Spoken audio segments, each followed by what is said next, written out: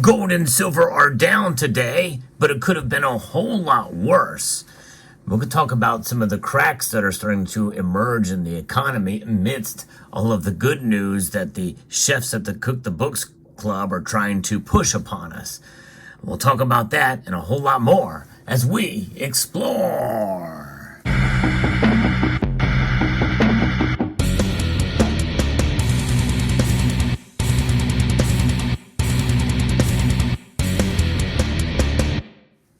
In your market report for today, the markets indeed are reacting. Gold and silver were hit a little bit today. In fact, as I record this video, moments before the markets close, gold is peaking up into the positive territory again.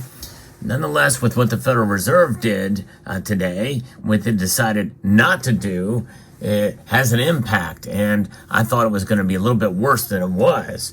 But there's some things that we're looking at in the news and in terms of some numbers, a deeper dive into the numbers that don't paint such a rosy picture as they say.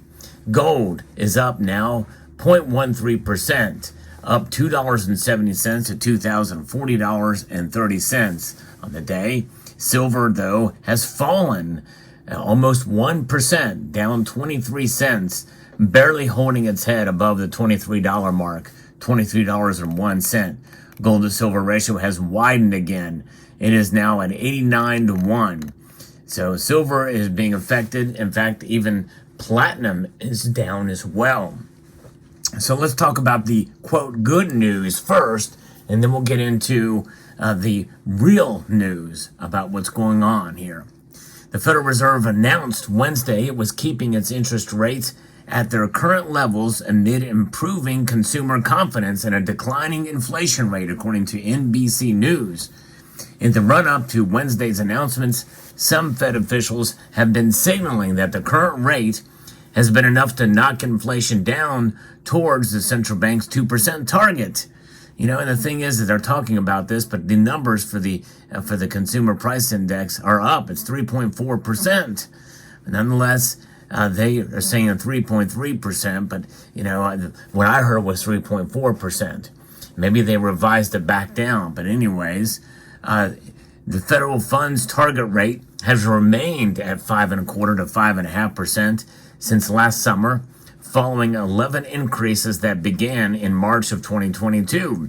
The rate sets a benchmark for other interest rates throughout the economy, everything from credit cards to mortgages, and business to auto loans. In fact, if you want to get a secure savings rate, you're going to pay less than what that is. In fact, you'd be lucky to find 3% anywhere nowadays for a very safe money market. But nonetheless, some economists believe that these higher rates have helped pull down inflation.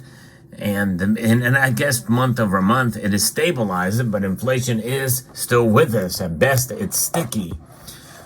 In December, the main measure of consumer-focused inflation, the 12-month Consumer Price Index, came in at 3.3%. Little change from the previous month's 3.1%. Well, it is a change. Again, it's up. It's up from the previous month's measure. In the Fed's preferred inflation gauge, the personal consumer consumption expenditures, the PCE, the price index, came in even lower at 2.6%.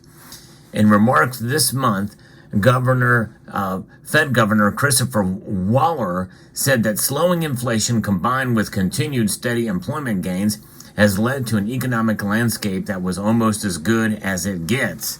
That's the news they want to tell us anyway. But nonetheless, 3.4% is bad, and that's the number that should get down to 2%. The progress I have noted on inflation combined with the data on hand on economic and financial conditions in my outlook has made me more confident than I have been since 2021 that inflation is on a path to 2%, he said in a written remarks to the Brookings Institute, according to the Associated Press. This is Governor Christopher Waller. Meanwhile, two gauges of consumer confidence show that Americans are starting to feel more upbeat about the economy. On Tuesday, the Conference Board's Consumer Confidence Index reached a two-year high on what the business group said was surging views of current conditions and declining pessimism about the future. This followed a reading earlier in the month from the University of Michigan's Consumer Confidence Survey that reached its highest level since 2021. Remember, this is coming from NBC News. There are already some signals that post-pandemic economic growth has peaked. On Tuesday, the U.S. Labor Department reported that fewer Americans quit their jobs last year compared with 2022, while the seasonally adjusted level in December fell to the lowest monthly level in nearly 3 years. Economists believe that workers are more inclined to leave their jobs if they believe a better opportunity awaits them. On balance, the different labor market indicators show that the labor market is holding up well. But there are signs of weakness, such as lower hiring rates and a rising unemployment rate, analysts said. Citibank said in a note to clients Tuesday, "We will continue to watch jobless claims data as one of the more timely indicators of the labor market.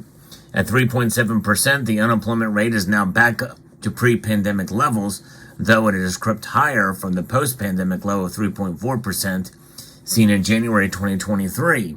The 4-month moving average of weekly initial jobless claims has not seen a meaningful increase in the entire post-pandemic era." But they're not talking about government jobs, and that's where we're going to move next in this video, because that is the area that we need to focus on. Is where are some of these numbers?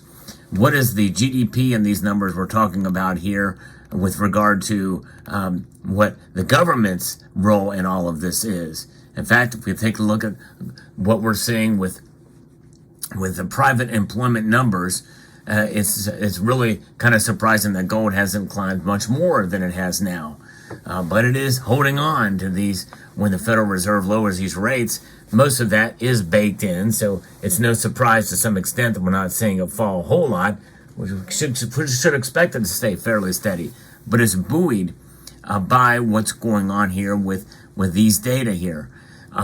Gold price strengthens as the United States Automatic Data Processing has reported weaker demand for labor than what anticipated by the market participants. U.S. private employers recruited 107,000 job seekers in January, which were significantly lower than expectations of 145,000 and prior reading of 158,000. A slowdown in the labor demand is expected to scale up expectations for early rate cuts by the Federal Reserve. Market volatility is expected to remain escalated as investors await the monetary policy decision by the Fed, which we know has come out. This article was written hours before. But nonetheless, we know that employment, a lot of those jobs are government jobs. It's not private jobs. And so the private job sector is suffering now, and we've seen it time and time again. I've already talked about it previously in the last few months, and even so, UPS has also laid off a couple thousand employees. So you're seeing more and more of this thing happen, and I think you're going to see more of it. And I think there's other areas of the economy where there are cracks. They're going to start to merge. The banking crisis, by the way, very well could heat up again.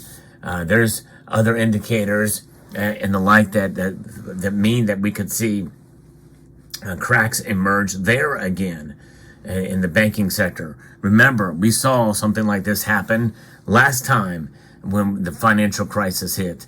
There was many months between bank failures. Could this happen again? We shall see. Now, gold price has risen, and with it's still well above $2,000 an ounce. I don't think it's going to go below $2,000. If it does, I'd be very surprised. And if so, I think 1,900 is the absolute bottom for gold's price this year, if we even see that. I still think it's poised to continue to climb, but nonetheless, and we'll see what happens here. And this movement that we saw today is the 4th time that the Fed has left interest rates unchanged. Most of this very much in the cards, baked in, and we are seeing more of that. So we're going to see what happens here. Now, in the last monetary policy meeting, Fed Chair Jerome Powell, as well as a summary of economic projections, which consists of the expectations of all members, guide a reduction of interest rates by 75 basis points in 2024. So we have that to look forward to. I don't think that's going to happen until June. Guidance for 75 basis points rate cuts led to expectations for Fed commencing these rate cuts from March, but then failed to gather momentum due to resilient U.S. economic data. I think it's going to happen in June or July, just in time to try to save things for the election. We'll see what happens and where this goes. But I think gold and silver are holding their own amidst some of these data that are coming out, especially gold, but silver as well too. We'll see how it plays. I believe there is a strong support for silver at $22. I think there's a very strong support for gold at $1,900. And we'll see where it goes. If you enjoy content like this, where I like to give you the latest news in the world of precious metals, I hope you will consider pressing that like button down below and subscribing to the channel if you haven't done so already. So I want to extend a multitude of gratitude to each and every one of you for taking the time to watch this video. Make sure to check out some of these videos here at the end. And I want to encourage you to please rate, share, comment, and subscribe.